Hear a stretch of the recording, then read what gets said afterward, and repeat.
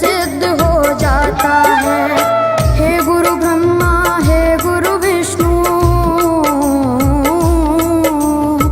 हे गुरु ब्रह्मा, हे गुरु विष्णु, हे शंकर भगवान आपके चरणों में। हे गुरुदेव प्रणाम आपके चरणों में, सारे तीर्थ धाम आपके चरणों में। हे गुरुदेव प्रणाम आपके चरणों में।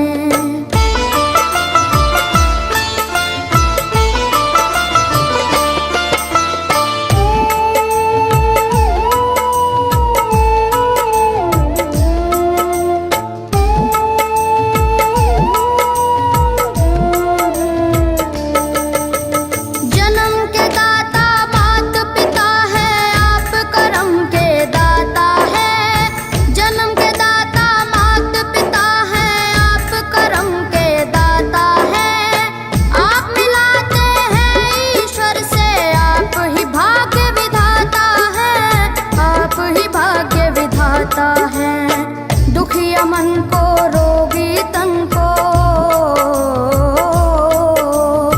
दुखिया मन को, रोगी तन को मिलता है आराम आपके चरणों में।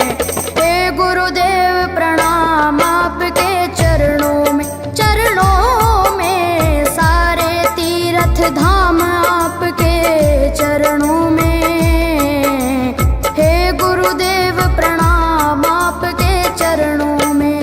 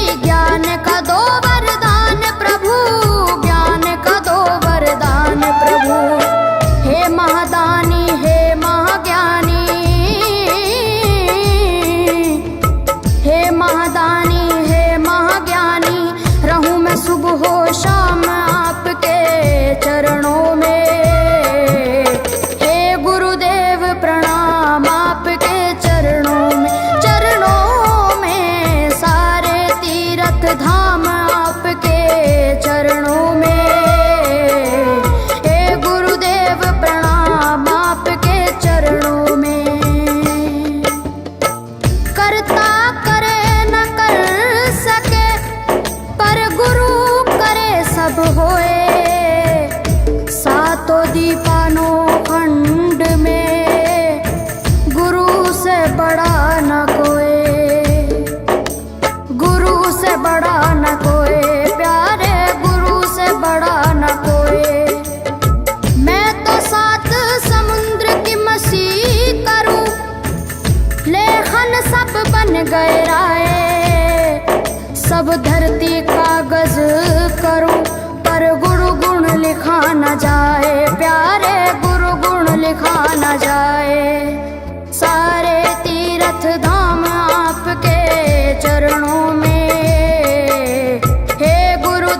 प्रणाम आपके चरणों में, सारे तीर्थ धाम आपके चरणों में। हे गुरुदेव प्रणाम आपके चरणों में। मेरे बाबा है, मेरे बाबा, मेरे बाबा, मेरे बाबा, मेरे बाबा।